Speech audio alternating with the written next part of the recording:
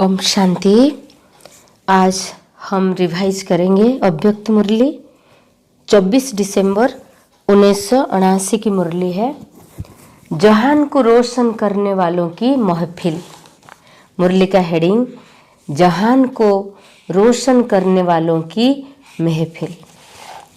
आज बाप दादा हर एक बच्चे को देख हर्षित हो रहे हैं, क्योंकि बाप दादा जानते हैं कि हर एक बच्चा कितनी श्रेष्ठ आत्मा है। हर एक बच्चा जहान का नूर है, अर्थात नूरे जहान है। बाप दादे के भी नयनों के सितारे हैं। बच्चों को नयनों पर बिठाकर ही चलते हैं, अर्थात नयनों में समाये हुए हैं। नयनों की महिमा बहुत गाई हुई है। अगर नयन नहीं तो मानव जीवन के लिए जहान नहीं। जैसे शरीर में नयनों का महत्व है, ऐसे तुम हर एक बच्चे जहान के नूर हो। बाबा का हम हर एक बच्चे जहान के नूर है। आप नूर जहान के बिना भी जहान का कोई मूल्य नहीं। बाबा ने क्या बोला ना, आप नूर जहान के बिना इस जहान का कोई मूल्य नहीं। जहान के नूर अपनी स्थिति पर स्थित होते हैं तो जहान भी सुखमय बन जाता है। मीन्स जहान के नूर अपनी इस स्थिति पर, नूर जहान की स्थिति पर स्थित होते हैं तो जहान भी क्या होता है ना, सुखमय बन जाता है, श्रेष्ठ बन जाता है।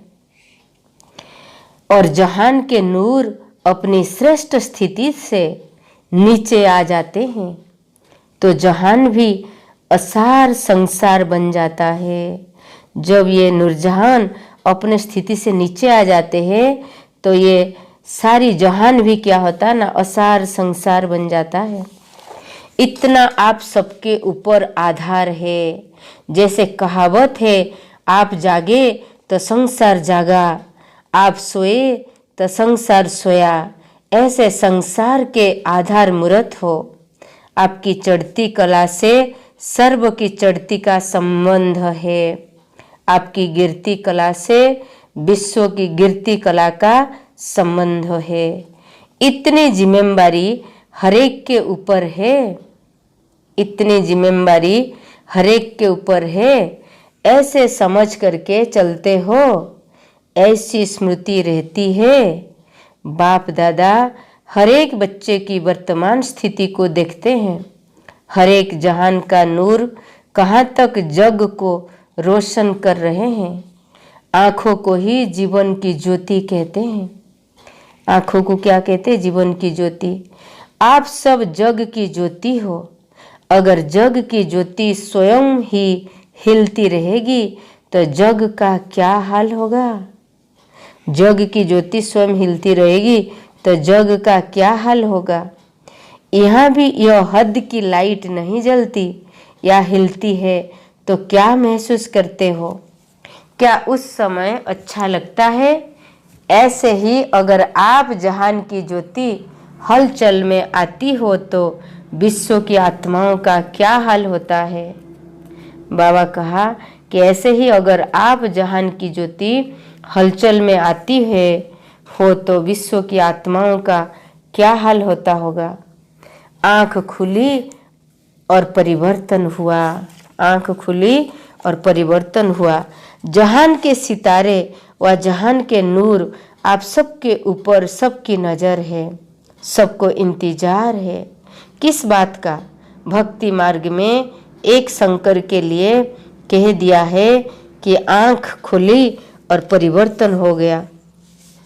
लेकिन यह गायन आप शिववंशी नूर जहान का है। यह जहान की आंखें जब अपनी संपूर्ण स्टेज तक पहुंची, अर्थात संपूर्णता की आंख खोलेगी तो सेकंड में परिवर्तन हो जाएगा।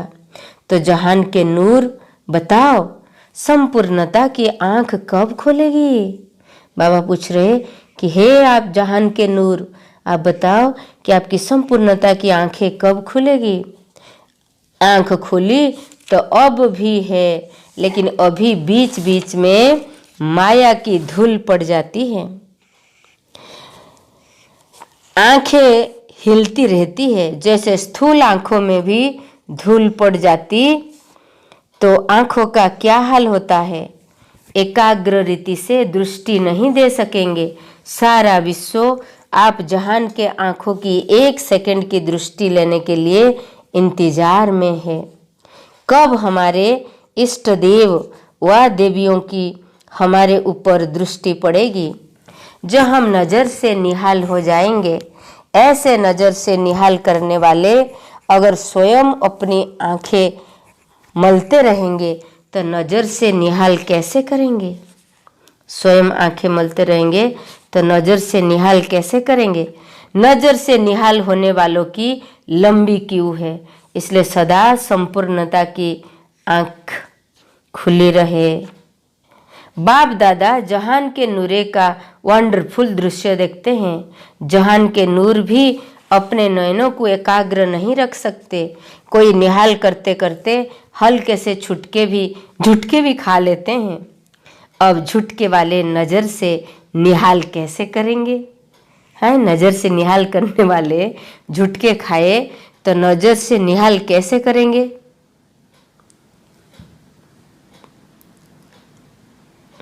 तो बाबा बोले संकल्प का घुटका ही झुटका है। आपके भक्त आपको देख रहे हैं और दर्शनीय मूर्त झुटके खा रहे हैं। आपकी भक्त आपको देख रहे और आप दर्शनीय मूर्त झुटका खा रहे हैं तो भक्त का क्या हाल होगा। इसलिए आंखों का मलना और झुटका खाना बंद करना पड़े। आंखों के मलना झुटका खाना बंद करना पड़े, तब जाकर दर्शनीय मूर्त बन सकते हो। अमृत बेले जहान के नूर को बाप दादा देखते हैं कि जहान के नूर हिल रहे हैं या एकाग्र है। अनेक प्रकार की रूप रेखाएं देखते हैं। ओह तो आप सब जानते हो ना, वर्णन भी क्या करे। बीती सो बीती, अब से अपने महत्व को जान, कर्तव्य को जान, सदा जागती ज्योति बनकर रहो। सेकंड में 100 परिवर्तन से विश्व परिवर्तन कर सकते हो। इसकी प्रैक्टिस करो।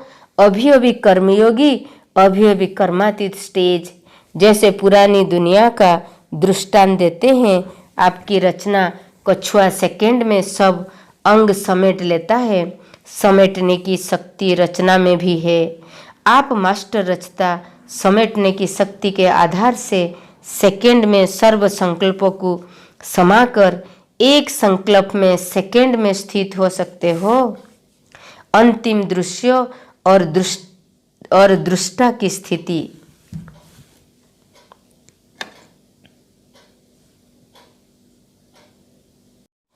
अंतिम दृश्य और दृष्टा की स्थिति। चारों ओर की हलचल की परिस्थितियों हो, फिर भी सेकंड में हलचल होते हुए भी अचल बन जाओ।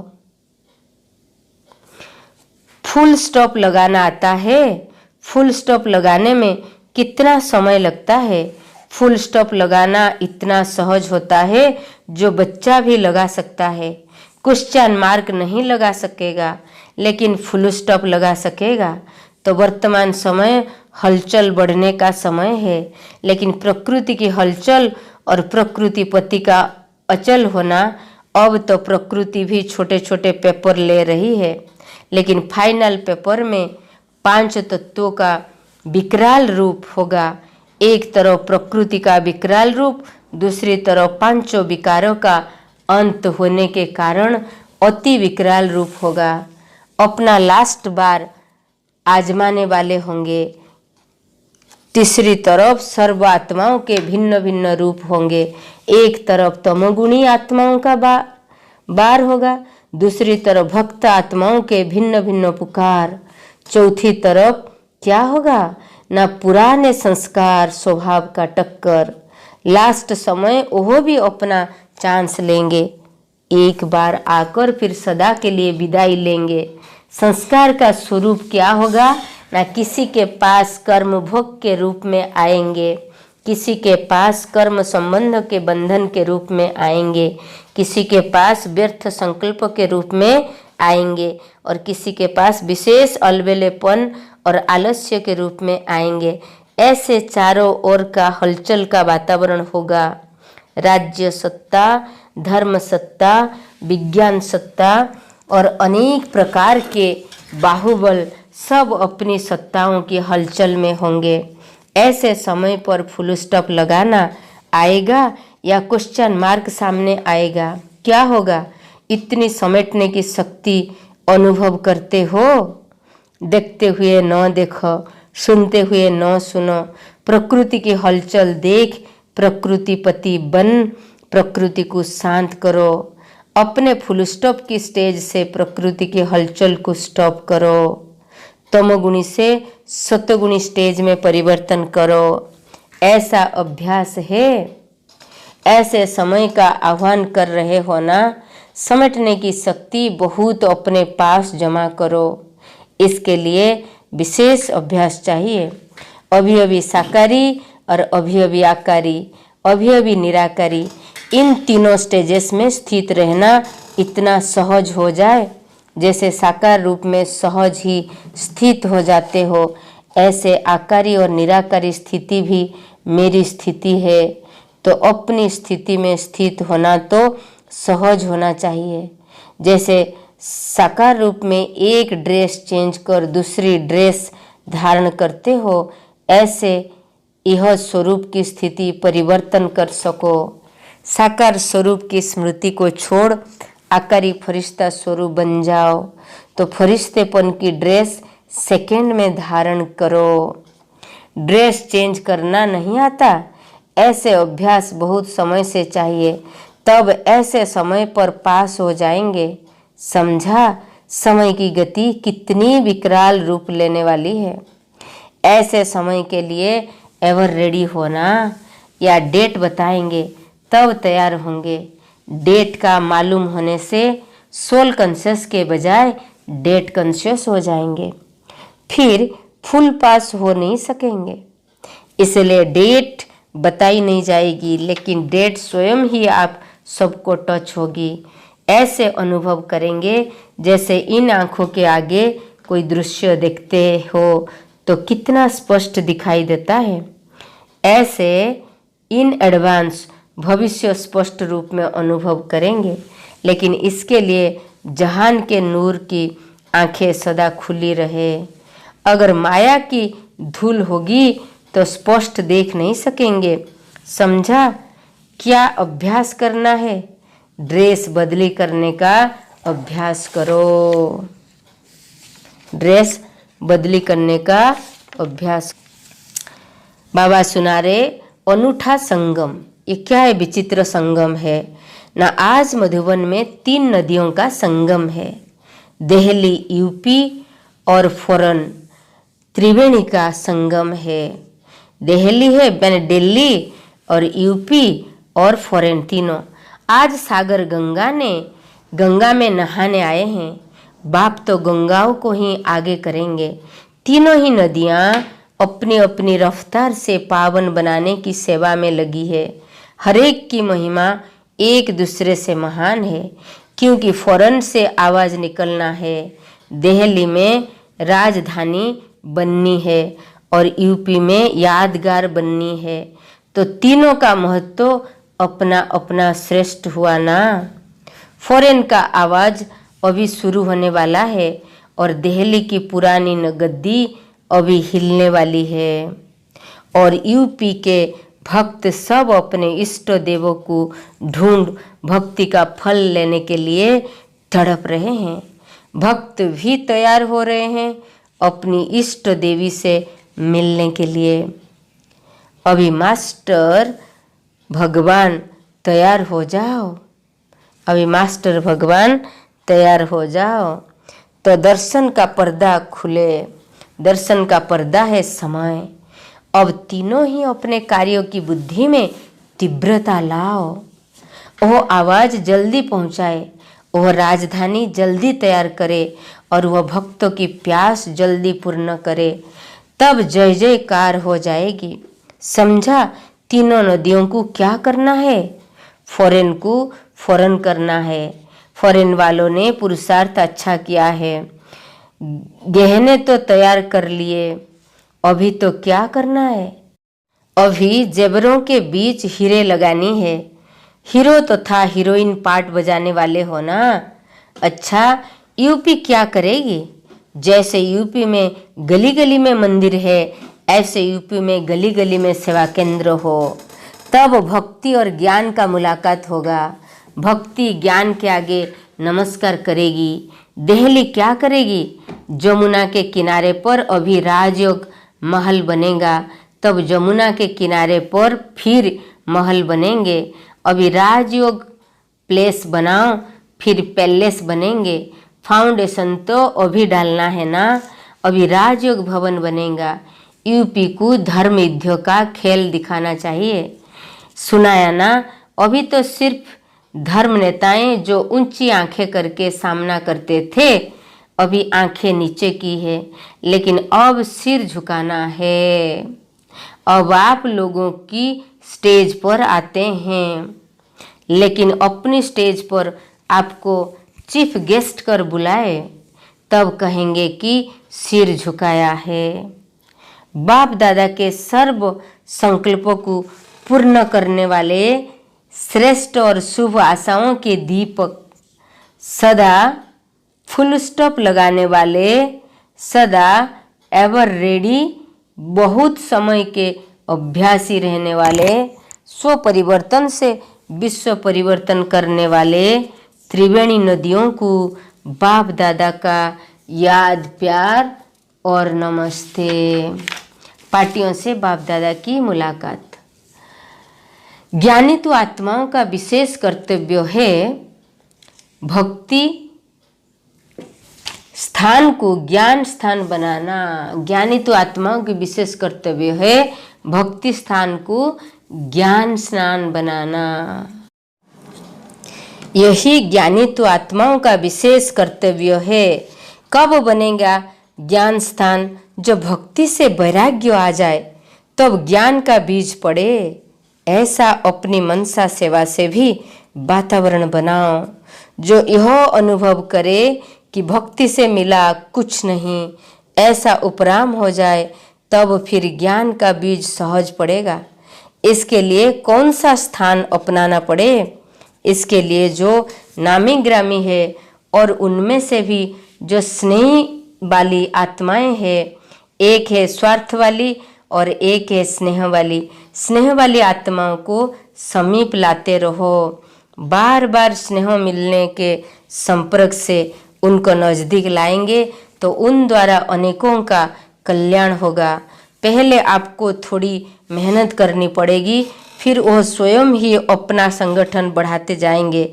जैसे फॉरेन से आवाज़ निकलेगा प्रत्यक्षता का, ऐसे धर्म स्थानों से यह आवाज़ निकले कि भक्ति होते भी कुछ और चाहिए। भक्ति से जो चाहना थी वह पूर्ण नहीं हो रहा है। क्यों ना वह क्वेश्चन उठे तो यह क्वेश्चन ही प्रत्यक्षता करेगा। जैसे अभी धर्म नेताओं में यह हलचल है कि आखिर भी धर्म में फूट क्यों होता जा रही है, टुकड़े टुकड़े क्यों होते जा रहे हैं। मन में यह उलझन तो उत्पन्न हुई है, लेकिन इस उलझन का ठिकाना मालूम पड़े यह नहीं हुआ है। यह समझते हैं कि हमें जो करना चाहिए वह नहीं हो रहा है, लेकिन यह होना चाहिए। ऐसा नहीं उठता। भक्ति का फल क्यों नहीं मिल रहा है? भक्ति में जो होना चाहिए वह क्यों नहीं हो रहा है? जब ऐसे क्वेश्चन उठेंगे तभी वो नज़दीक आएंगे, फिर ज्ञान मार्ग और फिर ज्ञान का फल ढूंढेंगे। भक्तों के ऊपर तरस आता है। भक्त है तो भोलेनाथ, भक्त है भोलेनाथ के भक्त भोले ना, भोले पर तरस जरूर पड़ता है। अभी संगठित रूप में दृढ़ संकल्प रखो कि भक्तों को भोलों को ठिकाना जरूर दिखाना है, तब नंबर 1 जा सकेंगे। विदेशी बच्चों को क्रिसमस की मुबारक। सभी किशमिश जैसी मीठे मीठे बच्चों को नए साल की नई उमंगें और नई खुशी की तरंगों से भरपूर खुशी की मुबारक हो। सारा वर्ष ऐसे सदा साथ का अनुभव करेंगे। क्या क्रिसमस का दिन सदा के लिए बाप के साथ कंबाइंड रहने का वरदान लिए हुए लाया है। कंबाइंड भवो, जैसे आज के दिन दो दो मिलकर डांस करते हो ना, ऐसे सारा वर्षों बाप और आप खुशी में नाचते रहेंगे। सर्व शक्तियों की पैकेट बाप दादा सौगात दे रहे हैं। मास्टर सर्वशक्तिवान बन सदा मायाजीत रहने की बड़े से बड़ी सौगात है। मास्टर सर्वशक्तिवान बन सदा मायाजीत रहने की बड़े से बड़ी सौगात है। ओम शांति। तो आज बाबा ने माने कैसे पार्टियों से और अनूठा ये संगम है तीनों, दिल्ली, यूपी और फॉरेन की, इनसे भी बाबा ने बात की। अंतिम दृश्य और दृष्टि का स्थिति हमारी कैसे रहेगी और जहान को रोशन करने वाले की महफिल, आज नूरजहान सब इकट्ठा थे, उनके लिए बाबा ने अपने मधुर महावाक्य उच्चारे हैं। ओम शांति। Have a good day. God bless you.